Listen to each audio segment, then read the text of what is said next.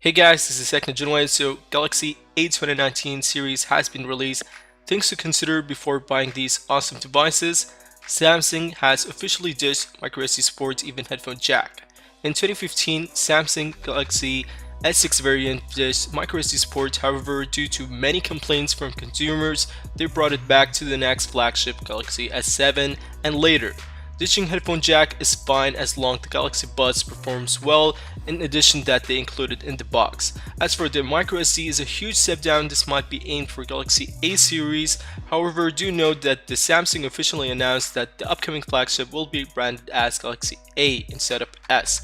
Anyways, that's it for today. Let us know your thoughts about these awesome devices and see you guys in the next one. Peace out.